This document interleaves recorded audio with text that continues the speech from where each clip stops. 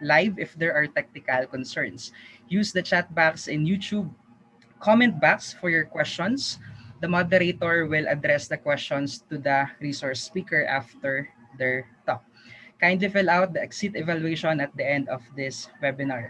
Reminder as well to our participants, please don't forget to register using the registration link provided, and our participants can also expect to receive some prizes at the end of the webinar. So if you want to win prizes, please stay until the end of the webinar, and lalo na for those who will participate in the Tinkercad activity provided by our speaker earlier. So far po, isa pa lang po ang nagsasubmit ng activity. So you still have chance to submit the activity and get a chance to win prizes. Prizes to be given away is sponsored by Braille's Marketing Corporation, our everyday home and business solutions provider, and Vitrolic Solar towards energy independence in courtesy of Huawei. For the third and last session for today, for DMET students, we will talk about Internet of Things. Sir Eric? Thank you, Sir Adrian. For our third resource speaker is currently an assistant professor one in Malayan Colleges, Mindanao, which is a Mapua school in Davao City under the College of Engineering and Architecture. He also serves as an instructor in the College of Engineering Education in the University of Mindanao, Davao City. From the year 2015, he served as an engineering assistant of the construction section under the Department of Public Works and Highways in Compostela Valley District Engineering Office. He is a graduate of Bachelor of Science in Civil Engineering from the University of Mindanao, in which he received the award for the most outstanding leader for serving as the president of the Association of Civil Engineering Students. A holder of master's degree of science in civil engineering, major in construction engineering and management in Mapua University here in Manila. While taking his master's degree, he is a scholarship program recipient of the DOST Engineering Research and Development for Technology. Currently taking his Doctor of Philosophy in Civil Engineering in De La Salle University. His research on exploratory factor item analytic approach for construction project cost overrun using oblique Promax rotation for predictors determination for the 18th World Conference on Applied Science, Engineering, and Technology was awarded as the best paper award, and the said research were also published on the International Journal on Innovative and Exploring Engineering Scopus Index publication. A civil engineer, registered master plumber, accredited contractor, materials engineer 1 from New Bataan, Davao de Oro province. Skilled and proficient in STAAD software, AutoCAD, SketchUp 3D or SketchUp 3D modeling, and MS Word to share with, with us his expertise in the topic Internet of Things. Let's give a virtual welcome to Engineer J.T. Cabuñas. Engineer? Hello po. Good afternoon. Can you hear me po? Yes. Yes, sir. Yes, sir. Thank you for that. Sandali lang po ha.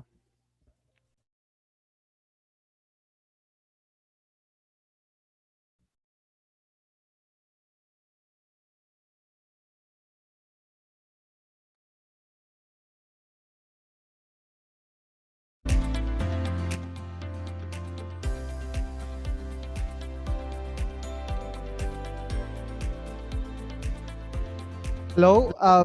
Sorry for that. I have to attend something lang po. Okay, so good afternoon, everyone. Let me share my screen.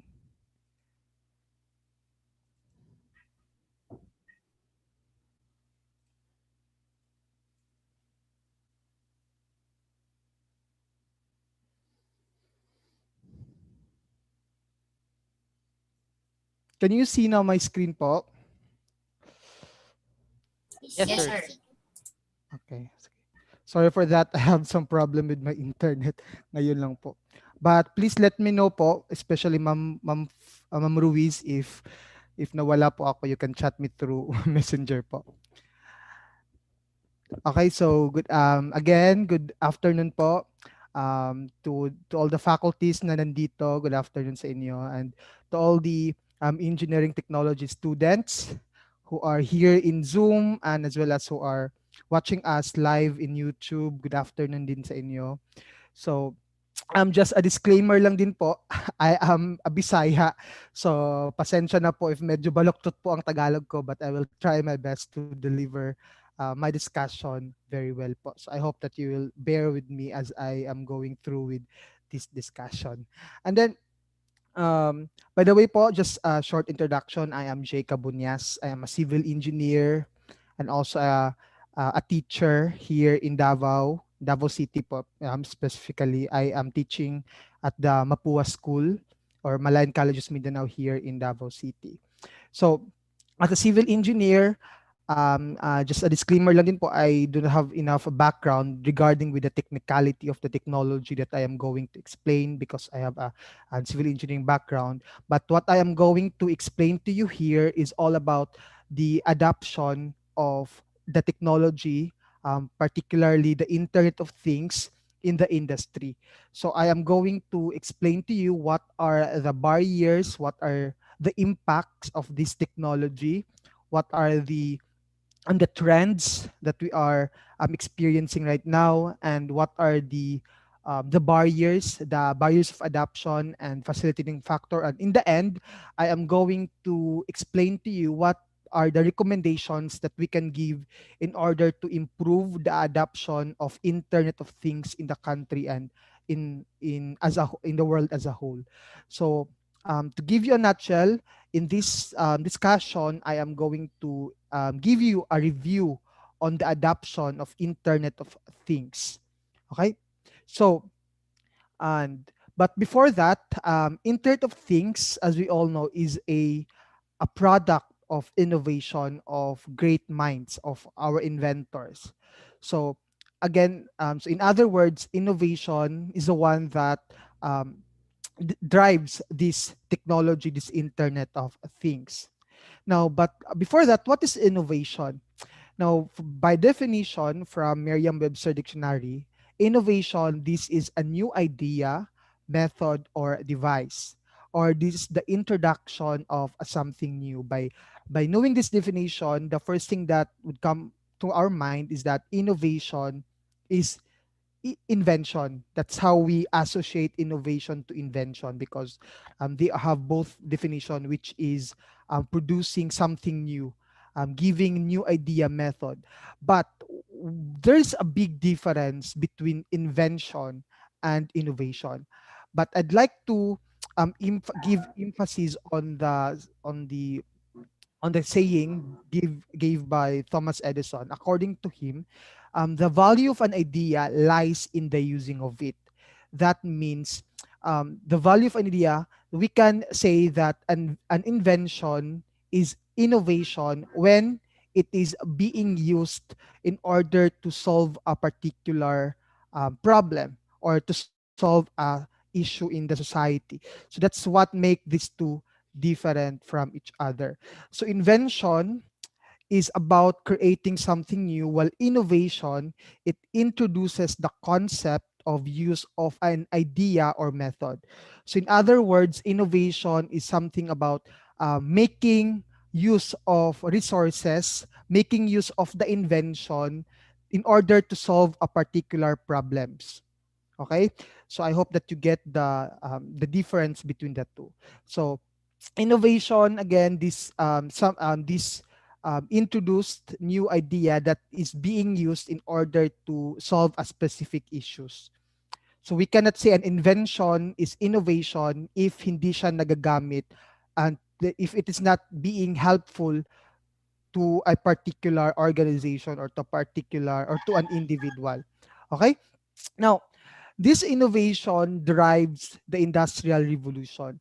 Now, from the past years, we have seen changes in everything in the way we manage our businesses, which say changes in our industry, and that drives again innovation into this shift in our industry, and that brings this what we call the industrial revolution.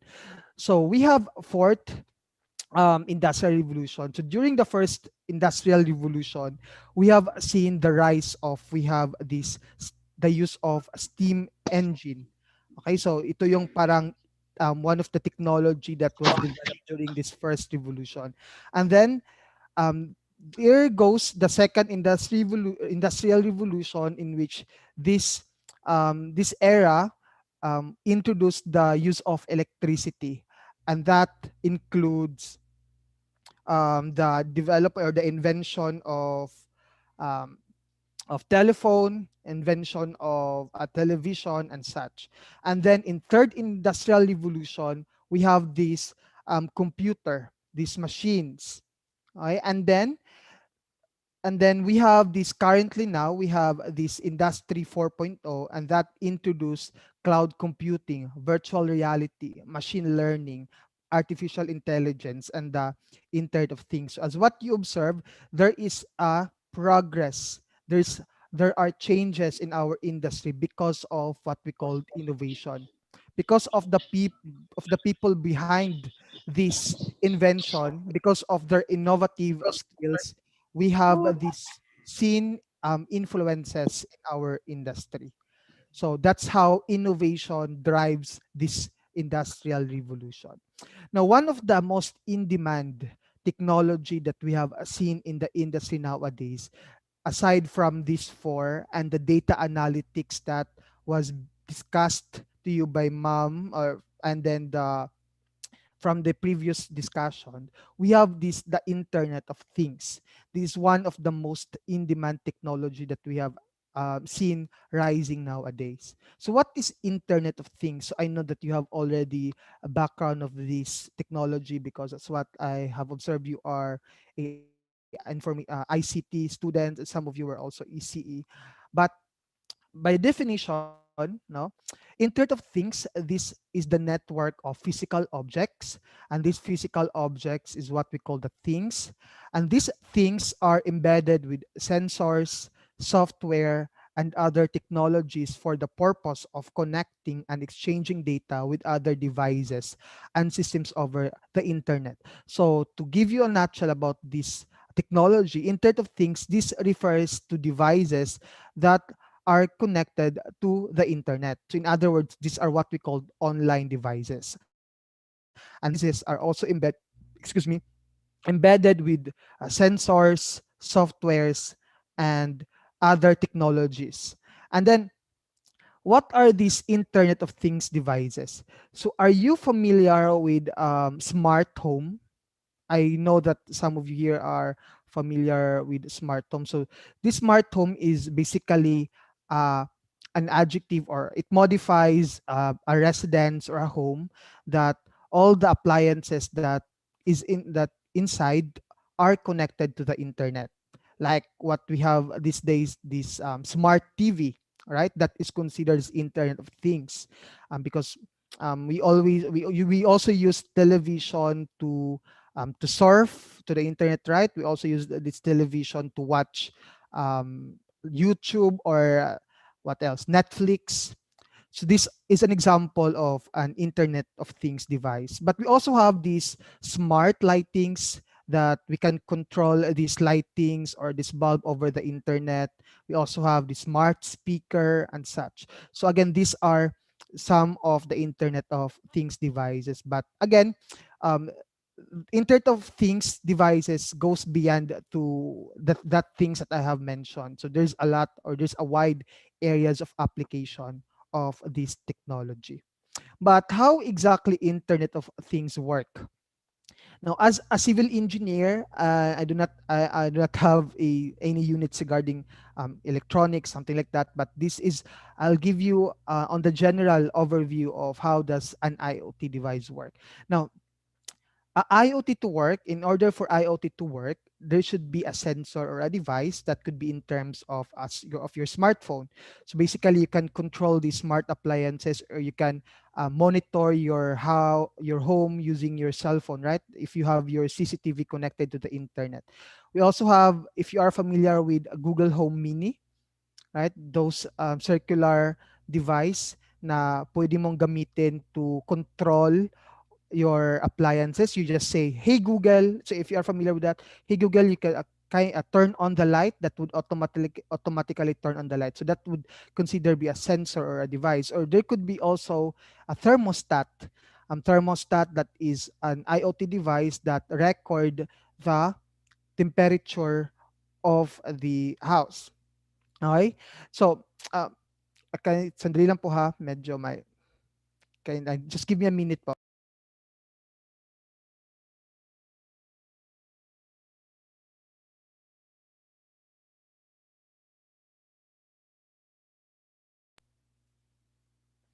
I'm sorry for that. So these are some example of sensor and devices. Now, this sensor records data. It gathers data, especially if you are using thermostat, it gathers data of the temperature around or the surrounding temperature.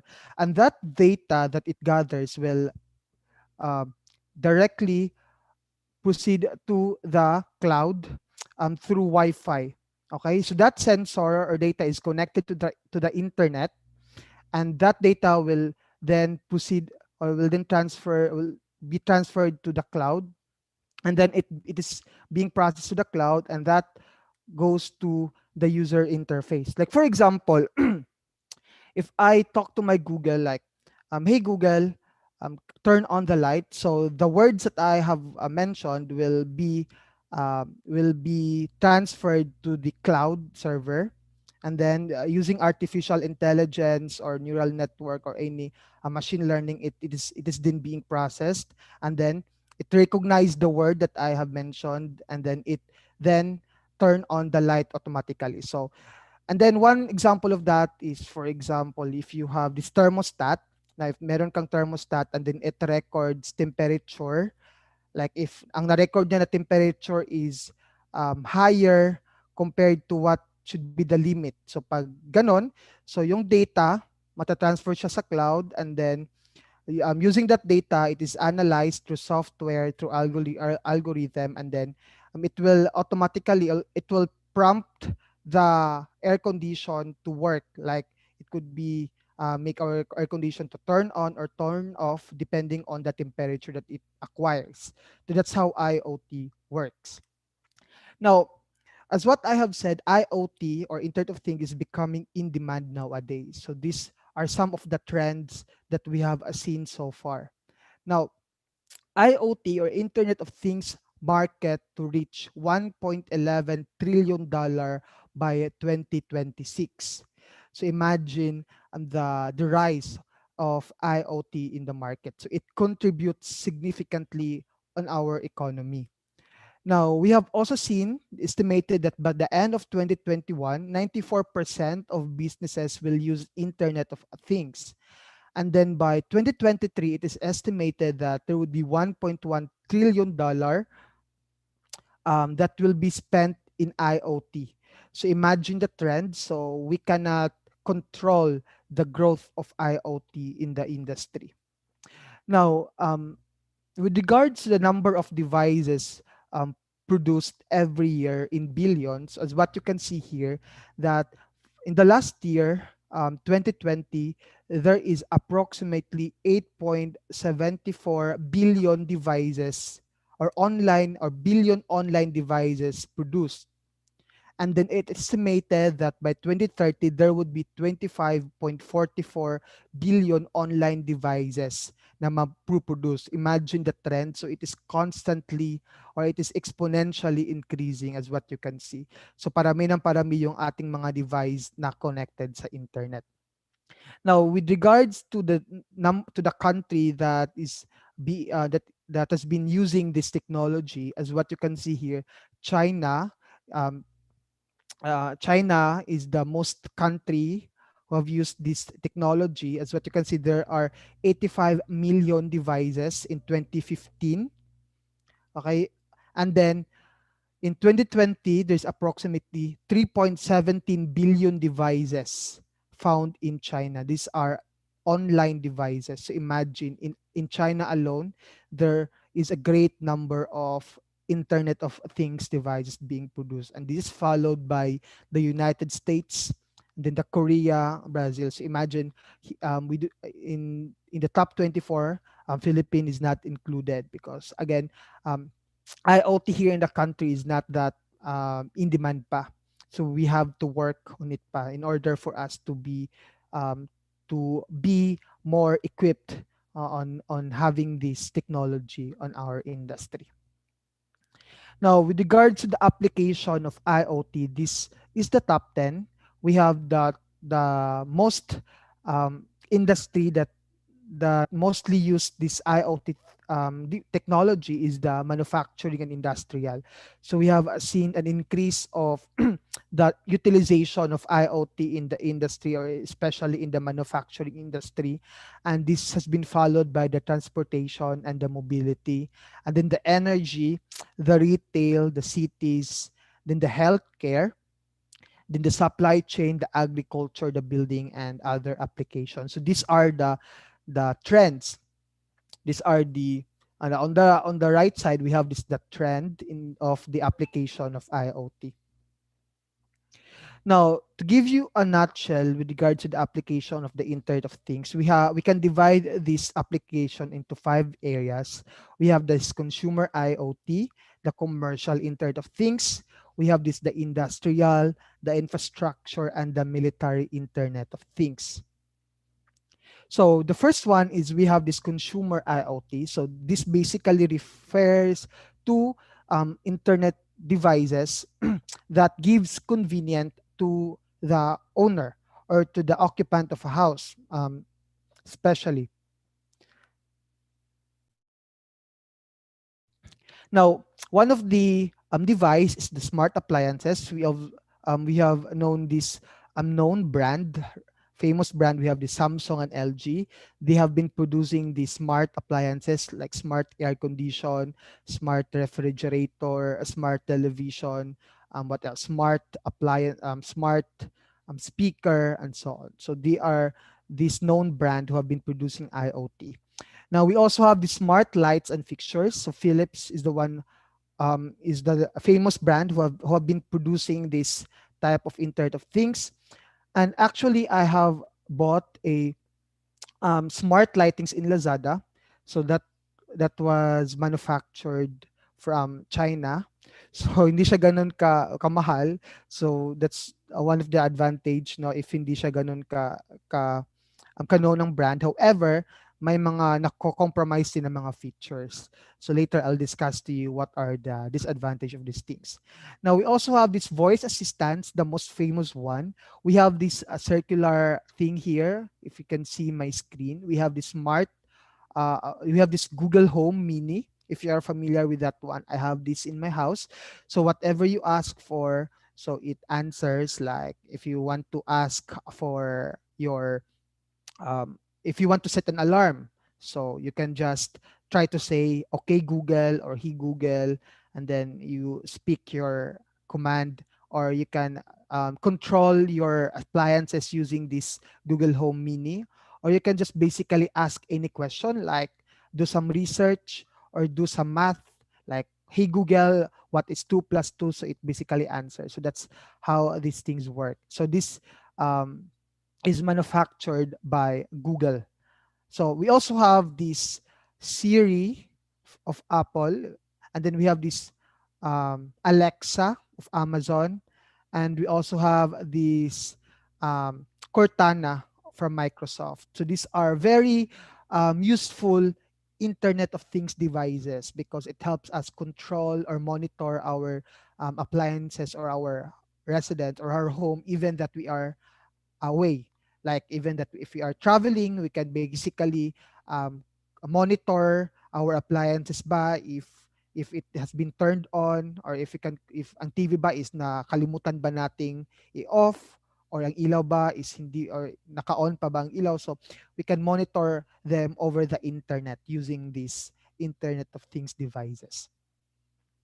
And then we also have this commercial IoT, in which this IoT works in order to help businessman to have this asset tracking, and then to secure their buildings, and to sense and monitor of all types and location services. So if you are familiar with this RFID, or the radio frequency identification, so this is used in order to make an inventory, like it counts the number of goods being produced. And also we have this barcode and QR code system, in which this directly monitors the number or the whereabouts of a courier. So ito yung ginagamit ng Lazada, ng Shopee to track their deliveries, yung kanilang mga products kung saan na ba. So if you notice yung mga nagdi-deliver sa ating mga, they have this using their cell phone or smartphone, or using this device, they just scan the QR code on our parcel, and then that automatically update the system. So that's how these things work. So that's how IoT helped in monitoring or in tracking. Now we have also this temperature sensing, as what I have mentioned kanina. Now it controls air conditioning unit to based on the gathered temperature in the surrounding. Like again, it automatically turn on or turn off the air conditioning unit if the temperature exceeds this range and such. So that's how temperature sensing works. So this is being used sa mga pharmaceutical company, in which we know that in order to maintain the quality of the medicine, we have to maintain also the room temperature para iwas yung deterioration ng ating mga medicine. So that's where temperature sensing is being utilized. Now, for industrial IoT, so Internet of Things is being used for the manufacturing, production, maintenance, and repair and tracking. So if you are familiar with Tesla, of course, Tesla is very famous in manufacturing cars, no? They are the most known brand. So they are also using this Internet of Things in their production of their cars. Now they use Internet of Things whether a car buy is my defect. Now they are using Internet of Things to maintain the quality of the production. We also have this Caterpillar. So Caterpillar, they are the famous brand in producing heavy equipment like backhoe, grader. So they are using Internet of Things in order to monitor, especially the fuel level. So using Internet of Things, hindi na kailangan to manually inspect the equipment, to manually inspect the fuel gauge. So all you need to do is just stay on your office, then and using the internet, you can basically control or monitor the equipment itself. So yun yung advantage of the Internet of Things. You can do your job without being on the site or in the vicinity. And we also have this ABB. This is also one of the known brand that we are that also using IoT for maintaining and repair works, especially sa mga oil factory, oil company, um, in which na medyo difficult yung pag-inspect sa mga factories, especially if remote areas. So using the technology that ABB is producing, you can actually do some repair works or monitor the factory without going to the site. Okay, so that's how IoT is powerful, no, in in the industry. Now, for infrastructure IoT, now if you are familiar with smart city, some of the cities in Europe is transforming into a smart city. And here in Asia, we have this Singapore who is very known in incorporating Internet of Things on their city, like smart traffic control, smart parking, electronic toll collection. So basically, you can monitor or you can control the smart the traffic control over the internet. And also their cities also being equipped with CCTVs connected to the internet. So, and also we have this structural health monitoring, in which this has been very in demand nowadays sa mga construction industry, and that monitors the health of the column and of the beam. So whether if may deterioration ba na nangyayari sa ating structure. So using this Internet of Things device, we can monitor the health. We can um, we can inspect our structures remotely. Okay. So I hope one day here in the Philippines we can adopt this Internet of Things. So later I'll discuss to you what are the barriers that we experience in adopting this IoT. And then we have this military IoT. This is also very common nowadays sa mga first world countries, especially the US. They are now adopting these smart devices to equip their military. We have the smartwatch. So I know you are already familiar with the smartwatch, in which um, we can buy this one over the internet, diba? Mayroon siya sa Lazada. Smartwatch, this device controls or monitors the vital signs of the soldier. So whether the soldier experiencing health issues while they are on the field, and also it monitors the heartbeat, the respiratory health of the soldier. We also have this communication, so that our soldier would have the ability to communicate to the main office regardless of their locations. And then we have the smart goggles, in which this is used by the military to record the vicinity, or record the area, to record kung ano man yung nakikita niya, and that would somehow also give information dun sa mga personnel na nasa office. Kung ano yung nakikita ng military, makikita din uh, ng mga personnel on the camp or in the office. So that works using the internet. And also we have this drone technology. This is used in order to give an overview of the geographical overview of the land kung saan ang ating military. And by these devices, this would equip our military, eliminate risks, eliminate danger, and that would make them one step ahead from their enemy. So that's how IoT is being applied to this sector of the industry. Now, what would be the impact of this Internet of Things? So I divide this industry into different sector. So we have this agriculture industry. Now, in the future, we have this smart technology that will help our farmers in monitoring or in making their crops better, or to better track crops and livestock, because this IoT will help them in gathering data on farm resources, like for example the soil condition, the weather, the humidity, that will somehow help um, our farmer to have this data, and somehow can give them an edge on how to further improve their productions. And also they are using this drone technology to help survey the land. So eventually this IoT will propagate, in the agriculture industry, and that will help our farmers to have this advantage, to have this benefit that this IoT will provide. Now, for the energy, now as what I have mentioned a while ago, that we have the smart lightings, smart appliances. So that basically help conserve energy, because that eliminate, or that prevent unnecessary usage of energy, or unnecessary consumption of this energy, and that would eventually lower lessen the cost due to electricity consumption.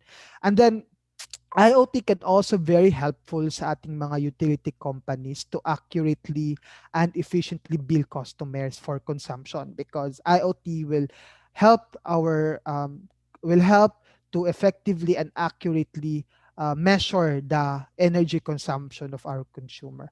So maiiwas na yung mga inaccuracy sa pagbibil ng ating electricity. And then for supply chain, so as what I have mentioned, we are using this QR barcode system, this RFID, in order to monitor our production, to track um, the the the supply or the flow of production. Now, this um, influence of IoT in supply chain will help businessmen to improve their quality, to improve the quality and transparency of the supply chain in different ways. Like they can monitor the quality of the products, they can separate kung ano ba yung mga bad quality or ano ba yung mga good quality, so they can use IoT in maintaining the quality of their productions. And also it can help them to make an inventories, maiwasan natin yung loss in income due to insufficient inventory ng ating mga businessman. Now, this is one of the important application of IoT, especially nowadays that we have this pandemic. Now, IoT can be very helpful to our professional, to our healthcare professional, because employing IoT, like the one that I said, we have the smart watches. This somehow monitors the patient's vital sign, even that they are not on the clinic or if they are not on the hospital. So kahit nasa malayo ang ating patient, the doctor would still have the ability to monitor the health condition of their patients using these wearable devices. And that health professional will effectively diagnose their patient in accurate way, or accurate diagnosis of their patient. So, and that would somehow help our healthcare professional, and especially here in Davao, we are employing this QR code system as way of contact tracing. So ito yung ginagamit namin to identify persons na nagka-contact ng mga may nag-COVID-19. So that's how we use IoT in controlling or in combating this COVID-19. So we are employing this QR code system para magiging madali yung ating contact tracing. So in the future, we can see the shift of this healthcare industry. So magkakaroon tayo ng pagbabago, and that includes the application of the Internet of Things. Now, how about the impact on labor? Now, we always associate technology as negative, as disadvantageous to our human resource, because we always think of technology will replace human, diba? Yung mga robot, eventually mawawala yung human. But the truth is that Internet of Things may not replace human, but it would probably end up disrupting the current roles, resulting in a labor market shift. So that means there would be a change in the qualification. So most probably employers would have this change in their preferences in hiring employees. Like they would prefer hiring employees who have this background in IoT, or who have this background in technology.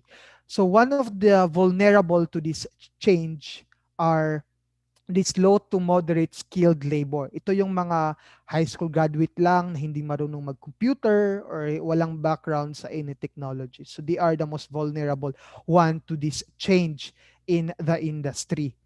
But however, since IoT, we all know, it increased the production across the industrial sector. However, it will lead the availability of many new jobs in different sectors, thus canceling out or lessening the effect of the automation. So magiging marami yung trabaho in different sector because of the increase of production. Like for example, since magiging marami ang mga Internet of Things device na mapuproduce, so marami yung mga magbebenta nito. Okay, at saka maraming maraming mga mga tao ang mag-improve No, they have this increase in income. Okay, their purchasing power would probably increase because of this automatization. Now, how about in economic influence of this Internet of Things? So, as we all know, again, since there's an increase of production of IoT, there would also be an increase in the GDP of the country. And then, because of this IoT device, there would also be a more opportunities, more products na mapuproduce, like there would be development of 5G technologies, artificial intelligence, machine learning, and software development. So what you have observed nowadays, di ba, unti-unti nang pinopromote ng tatlong telecommunications, yung 5G, tama? And then here comes this Dito telecommunication company. They are also offering this 5G technology to their user. Okay, so imagine that trend. So from the last year, siguro mga 10 years ago, we also have 3G lang. Okay, swerte na nga dito sa Davao if meron kaming 3G. Usually we 2G. So we have seen the progress, no, of technology so far, from 2G, 3G, naging LTE, and now we have this 5G. And that also contributes to the increase in the production of softwares, machine learnings, and so on. So as a result, new products, business services, and revenue models will be available.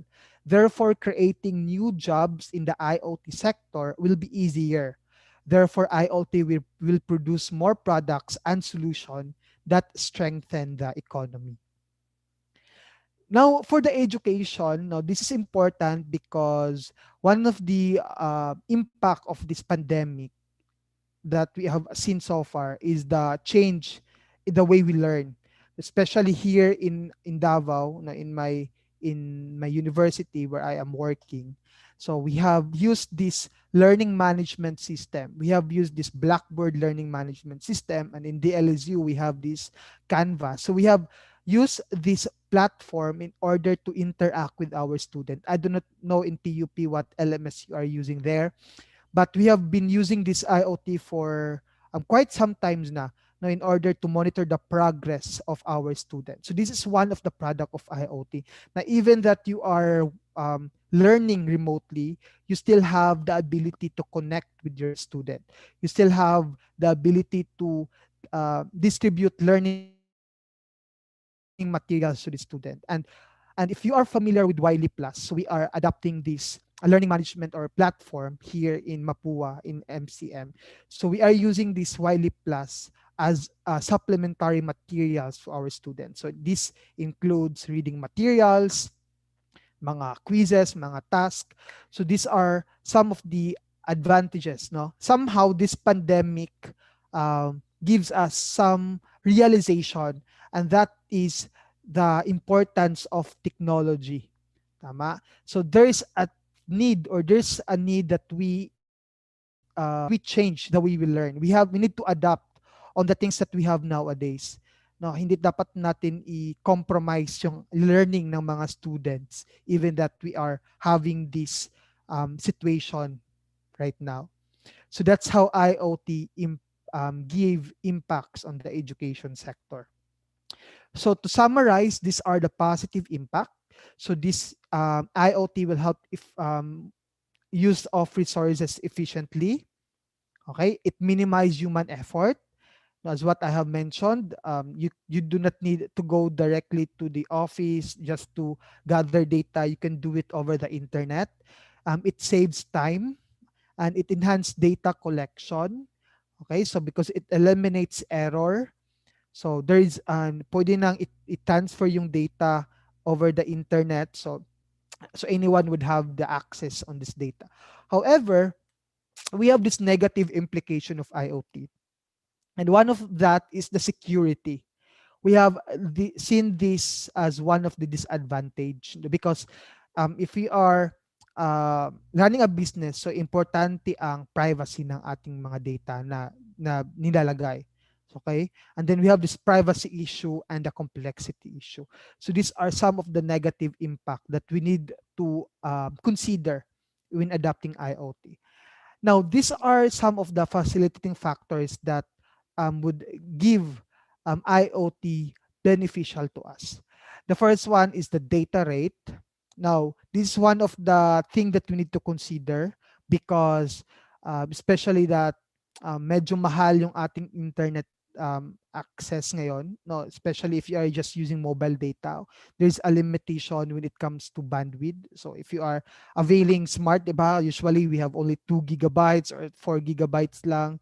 So yung 2 gigabytes nga, so most probably one day ko lang yun if I am watching video in the internet. So yun yung disadvantage. So you need to know what is the volume of data na ating i-gather. And then the power consumption, of course, the range, gaano kalayo yung transmission of data, the frequency, the readiness when it comes to the technology. Now, if you, especially if you are running a company, so how would your employees adapt to this technology?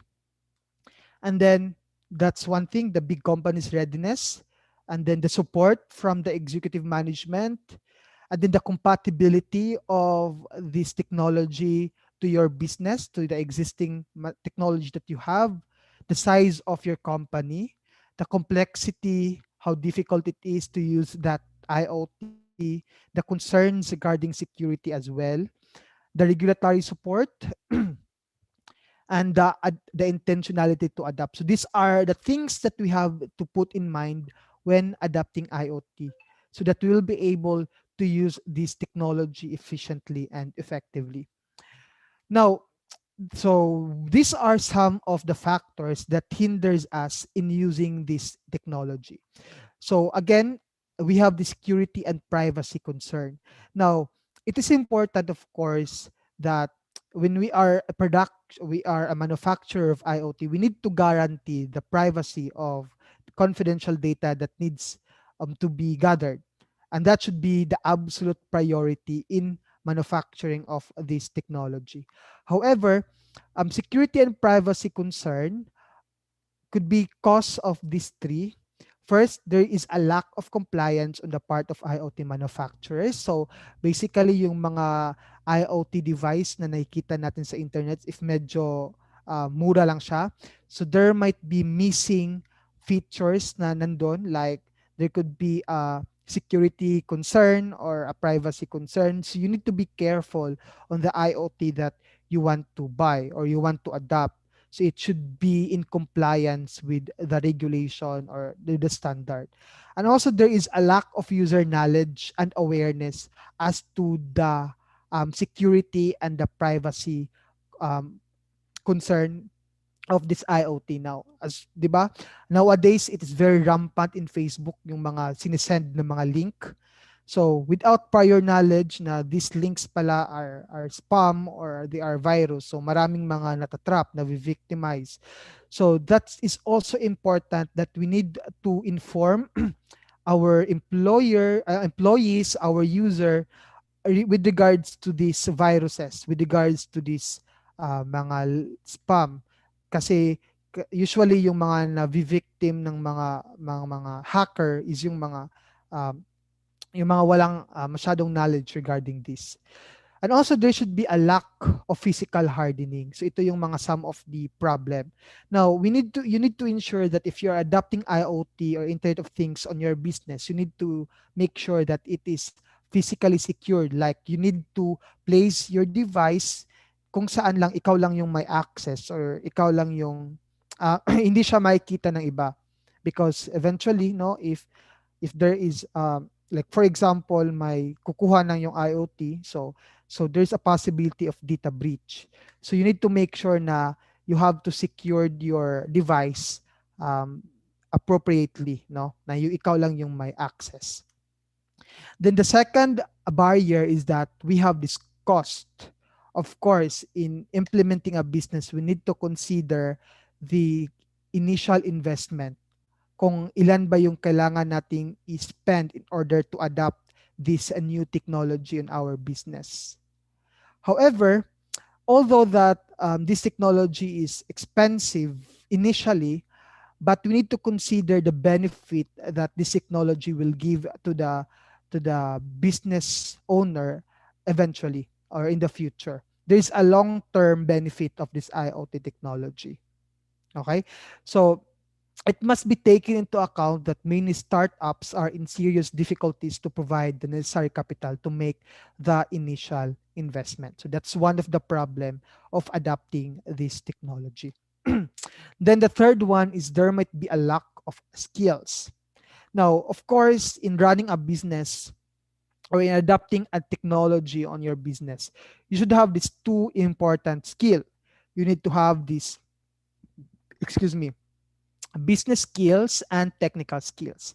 Business skills in terms that you know how to incorporate this IoT device on your business or on your product. How this IoT will help expand your business, or how this IoT will help encourage people to buy your product. You should know how to incorporate this technology into your business. That's one of the important skills. And of course, you need to have these technical skills. You need to know how this IoT works. You need to know how to navigate this IoT, because it is important, di ba, na like your cell phone, you need to update the technology. There's a system upgrade, so you need to know how to do that. So ito yung mga important skills. But the problem is that we are experiencing this generational digital gap in which tayong mga young people, yung mga millennials, we are more technologically inclined than the older one. Tama? So they are most probably not into this technology because they would prefer using that traditional approach instead. So they would have this reluctance on adopting this technology because they would have this in mind na magti-train pa, magsi-seminar pa, kailangan pang mag-workshop in order to adopt this IoT. So that would give them this reluctance. So siguro tayong mga young generation, actually I am just 20s pa, nasa 20s pa ako. So we are more into it pa. So ang problem is dun sa mga nasa mga 40s or 50s na, in which they do not have this enough knowledge as to how this IoT would work. Okay? Now, there is also an inadequate infrastructure. This is one of the barrier that we are experiencing right now. And then, of course, in using IoT, we need to have a good infrastructure like better internet connection. We have this adequate cell sites. Even here nga in Davao, though we have this, Davao City is an urban area na, we still have this region in Mindanao na hindi pa ganun kalakas yung internet connection. So we can say then that hindi pa ganun hindi pa ka-adaptive yung ating ang mga Mindanaoans with regards to technology, because dito nga dahil dito sa lack of good internet connectivity. So that's one of the problem. Then another challenge is that how this IoT works with the existing technology. Now, if you are running a business, of course, you need to know if that IoT will work with the technology that I have already had. Tama? So, ano ba? So, do I need to buy new machines na naman in order to adapt to this technology and such? So, that's one of the problem. How this IoT will work with the machines, with the equipment that I already have. So that's one of the problem. That's the reason why maraming mga hindi nag-a-adapt with regards to IoT. Then the next one is the lack of a standard. We do not have these universally agreed upon interoperability standards. So there is a compatibility and longevity issue when it comes to connectivity from device to device. Buti na lang, if you are using Google, you can communicate using your Google device or Android device with the Samsung appliances, because they have this they have this uniform standard na they are adopting. So how about the others? Now, as what you can see here, we have different standards that has been adopted in IoT production. And these standards, of course, have different regulation and policies.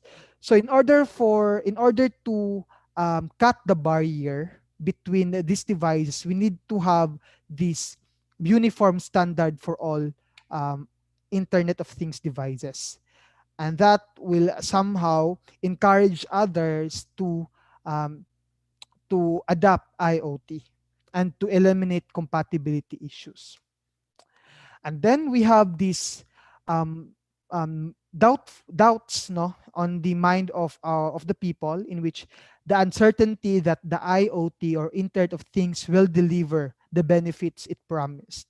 And then since they know the technology here in the country is not yet matured, kaya may mga doubts pa yung ating mga businesses on the benefit that this IoT will give to them or will deliver to them.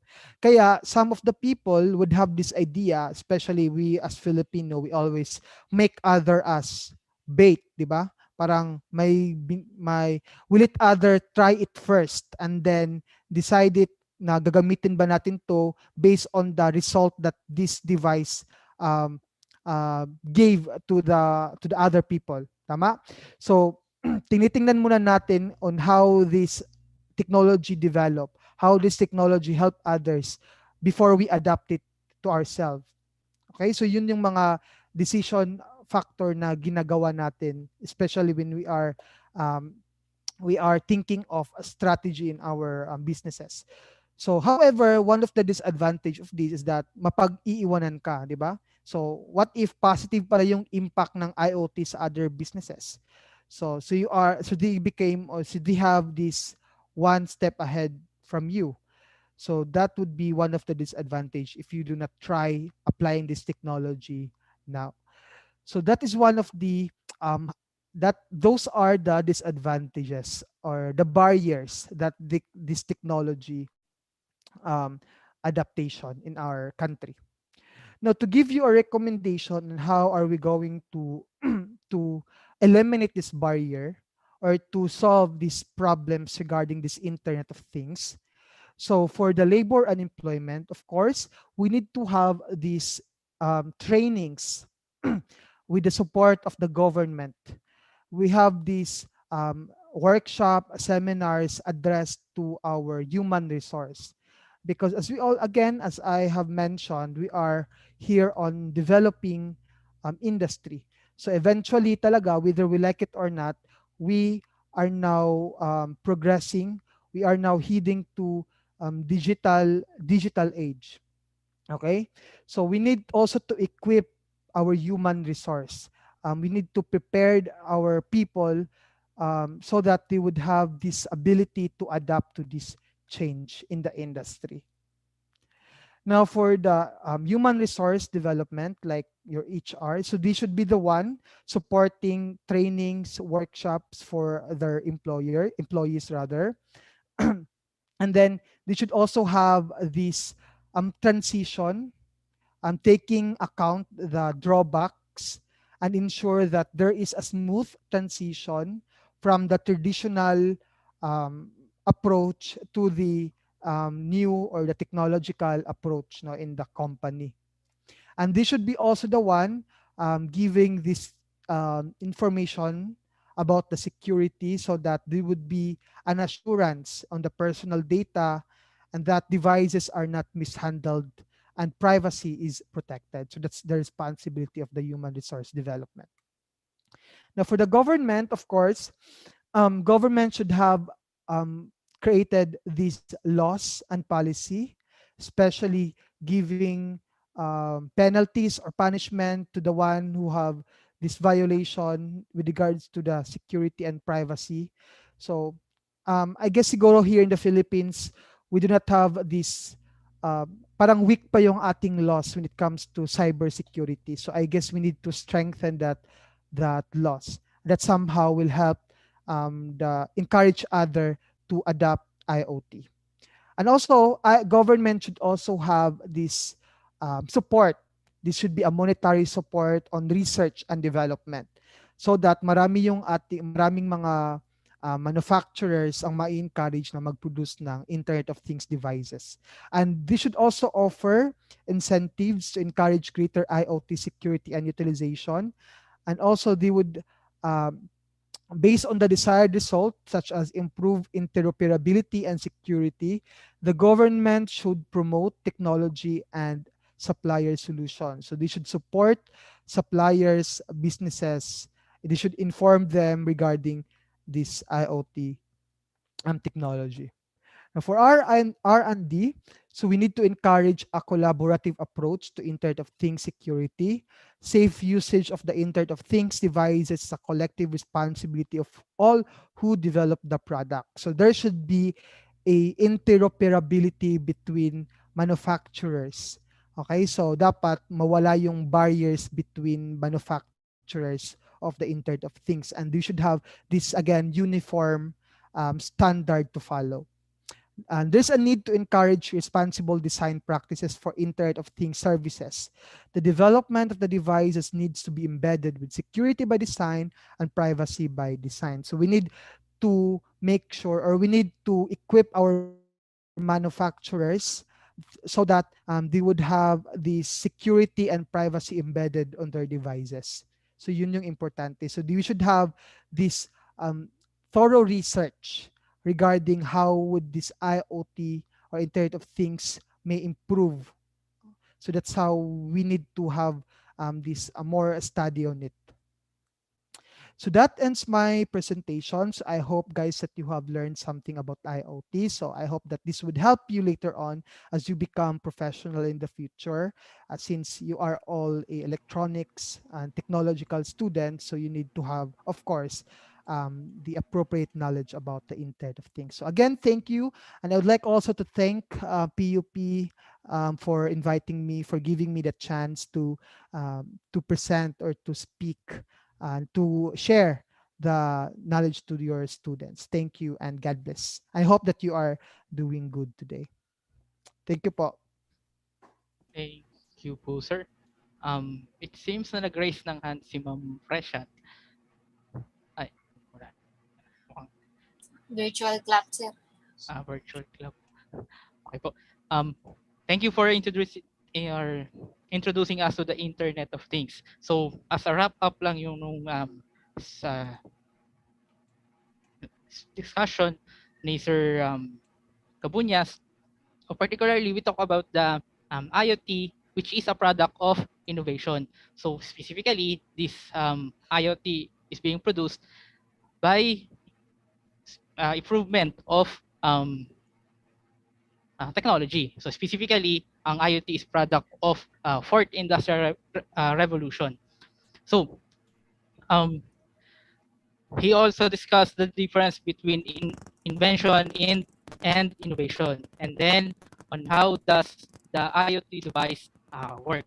So we also discussed about the effects effects in the society of this Internet of Things, factors for IoT, or factors in facilitating how to adapt on these improved technologies na sinasabi ni Sir kanina.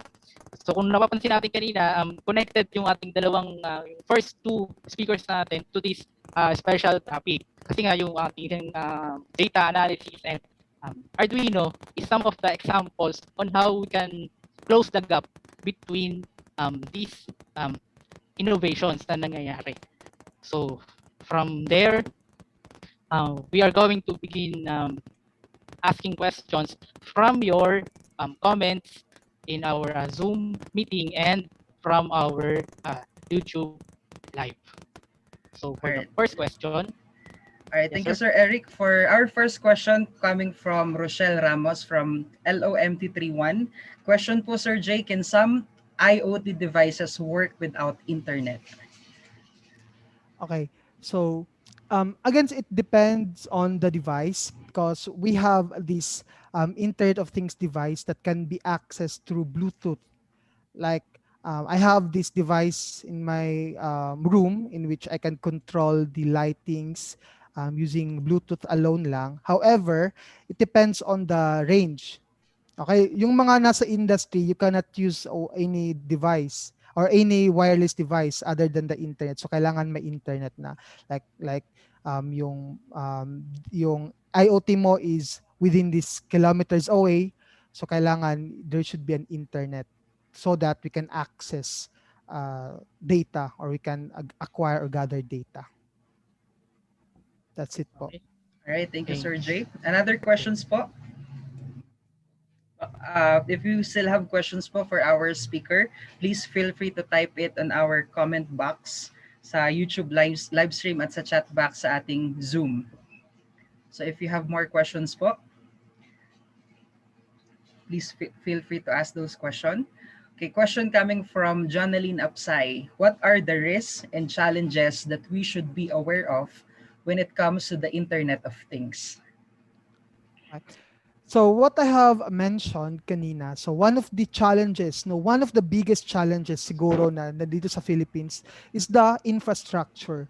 We do not have good internet connection because, as what I have mentioned, in order for IoT to work effectively, we should have this good internet connection. And one is the biggest challenge, and that we are also trying to face nowadays, diba? So the risk, again, the one of the risk siguro is the privacy and the security concern, especially here in the country, because guess hindi pa masyadong nai-implement yung cyber security law, no? So we should have these more policies and regulation as to how to maintain security and privacy of the data that we are gathering, or that we are embedding to the internet. So that's it. I hope that I have answered your question. Thank you, Sir Jay. Thank you, sir. Any more Other questions questions? po coming po from our participants? Baka may question pa po kayo. Any more questions po? Mhm. So, Mukhang wala nang magtatanong ata. Mukhang naintindihan ng ating mga participants, sir, yung diniscuss sa atin Opo. Ni Sir J, and it is indeed that we are now entering the technological advanced world, and the Internet of Things is already available for us and giving us convenience. But of course, tulad ng sinabi ni Sir kanina, we still need to keep in mind the proper way of using those technologies appropriately without sacrificing or putting our security and privacy. Thank you so much po, sir. We learned a lot from your Thank you talk, Sir po. Jay. It's I very hope po informative. may natutunan po kayo lahat. Okay. To present the certificate of recognition to our very good speaker, let's call on Professor Raymond Alfonso. Sir Raymond. Sir.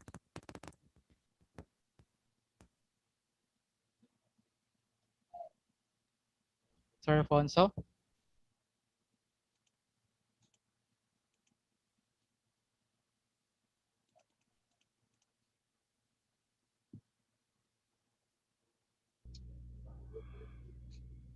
Hello. Yes, sir. Nabigla ako dun ah.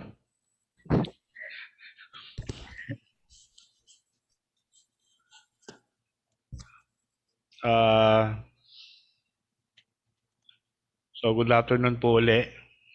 Babasahin ko lang po yung before ating yung sa certificate. So Republic of the Philippines, Polytechnic University of the Philippines, Office of the Vice President for Academic Affairs, Institute of Technology. So this certificate of appreciation is hereby given to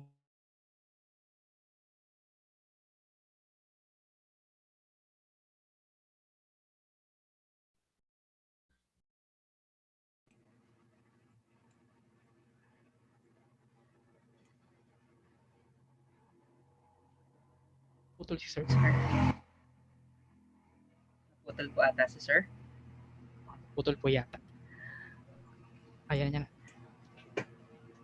Sir, yung microphone po. Sir, nakamute po kayo, sir.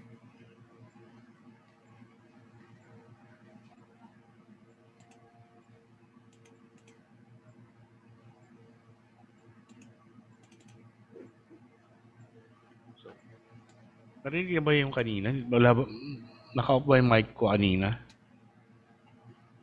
So ulitin ko na lang uli. So sorry dun sa interruption. Bumigay kasi nawala yung signal. So this certificate of appreciation is hereby given to Mr. J.T. Cabunas. So in grateful acknowledgement of his engagement and insightful academic contribution as resource speaker on the topic in the webinar series titled Technical Vocational Education and Training in the New Normal, Innovation of Transformation and Collaboration via Zoom on June 10, 2021. So given this 10th day of June 2021 at the Institute of Technology and NDC Compound, Puresa Street, Santa Mesa, Manila, signed by uh, Engineer Ramir M. Cruz, our Dean, and Dr. Emmanuel C. de Guzman, our Vice President for Academic Affairs. Congratulations.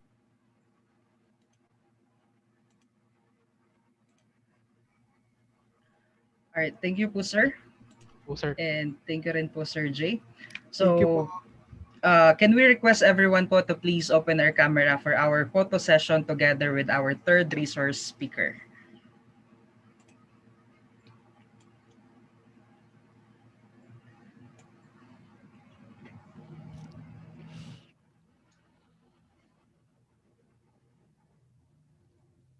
Okay po, we have 4 slides po.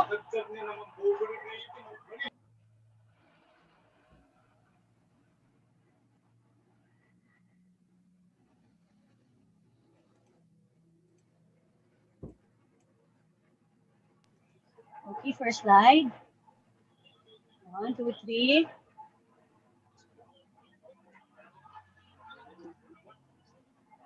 Second slide. Opo.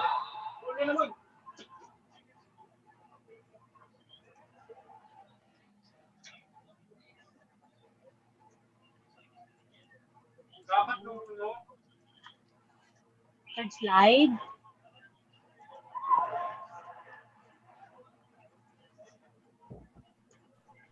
Okay, 1, 2, 3. And then last slide po. 1, 2, 3. Thank you po. Okay. Again, please give our virtual applause to our third and last speaker for today, Engineer J.T. Cabuñas. Thank you, sir. So, yeah, to continue as we talked about earlier, no, our participants can win exciting prizes given by our sponsors. Just make sure to register and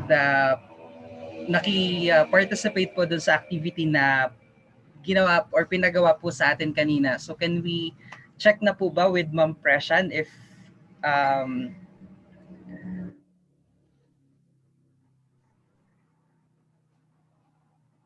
kung anong po yung ating mga conditions po para manalo ng ating mga prizes from our sponsors.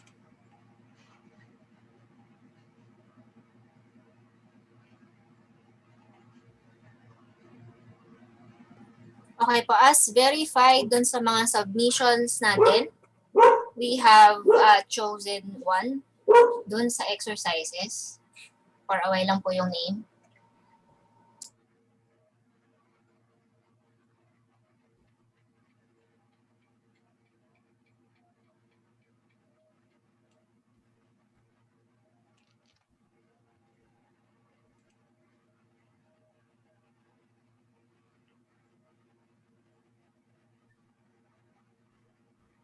Okay. So, habang hinihintay natin yung nanalo kanina dun sa Tinkercad activities dun sa ating second session, do not forget to answer the exit evaluation, which the link shall be distributed to the corresponding chat box or the comment section kung kayo ay nasa YouTube live. So, remind lang din natin na yung continuation ng ating webinar session shall be tomorrow at 9 o'clock. So, That's Ayun, right, bigyan Sir natin Eric. celebration. So magkikita-kita pa po Yes. tayo tomorrow. So while we are waiting for the result kay Ma'am Preshan, let us first acknowledge that the prizes to be given away is sponsored by Brills Marketing Corporation, our everyday home and business solutions provider, and Detrolic Solar towards energy independence in courtesy of Huawei. So, Siguro, meron pong pwede na natin mananalo ngayon. ipakita. Pakita na Yes natin yung po. mga palanunan nila. Parang ako yung natutuwa doon sa prizes. Sana nga sumagot din ako ng activity para isa rin ako sa nanalo, sir, kasi very useful at magagamit talaga yung papremyo po natin. And so, Sige, sir.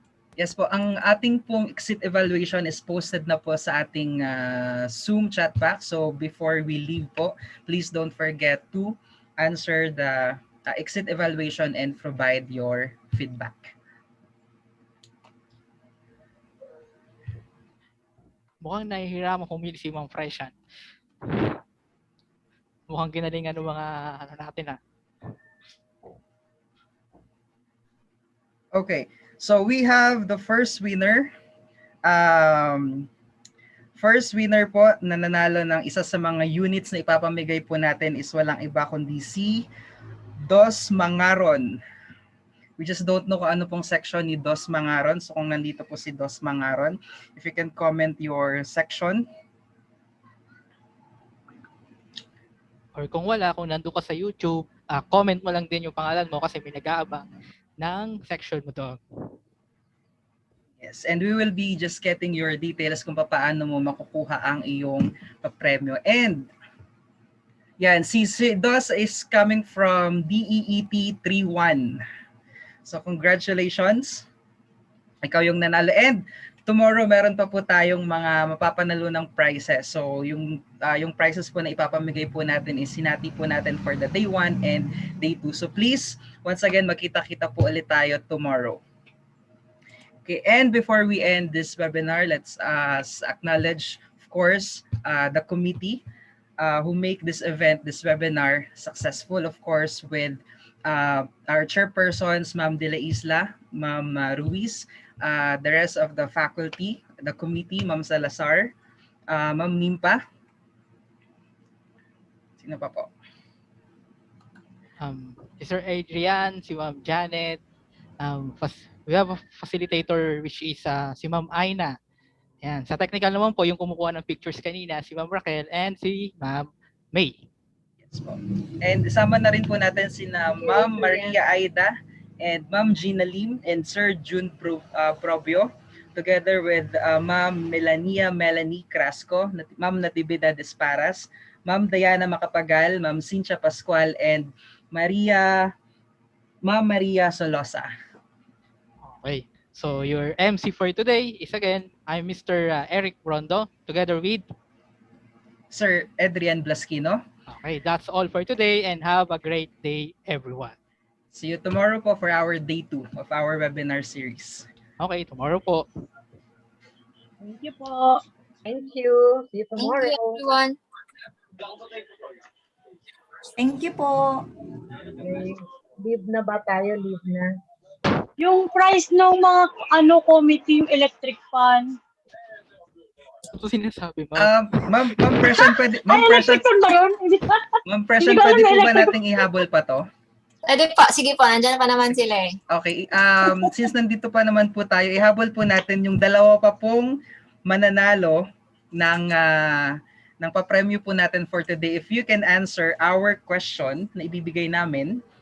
So our question is, kung ikaw ay nakatutok mula nang nagsimula tayo kanina, if you can answer kung sino unang makakapagbigay, siguro ang gagawin po natin kung sino yung isa makakapagbigay ng tamang sagot, isa sa YouTube at isa sa Zoom, ng 4 na types of big data.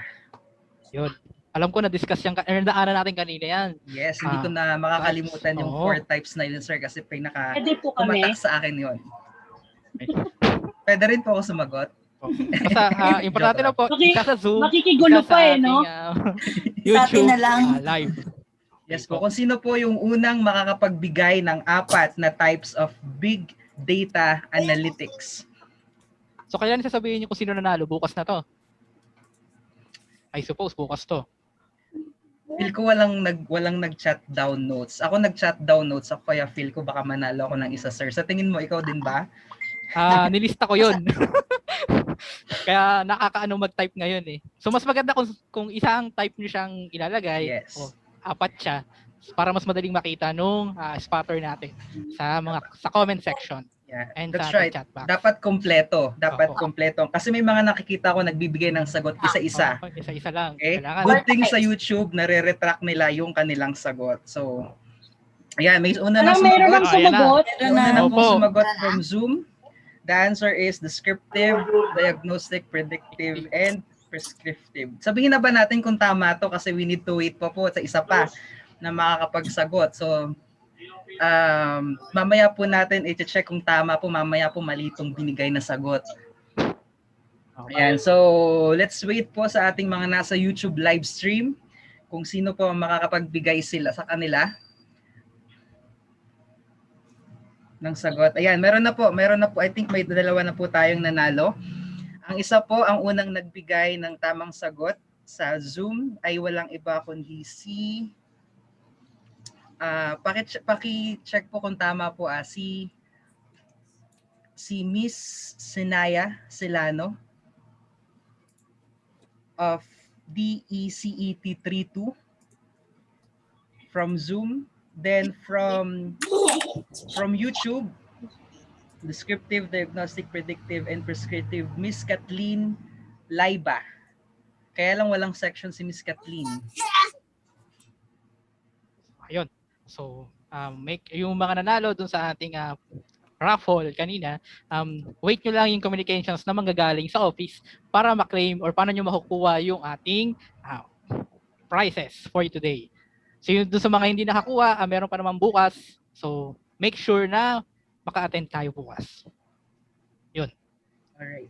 Balita ko ang ipapamigay po natin ay 7 units. So meron na po tayong pinamigay na 3 bukas, meron pa po tayong 4. Yan. So sana swertehin na rin tayo, sir, no? Sa 4 bukas. Yan. So yun lang po. Maraming salamat po.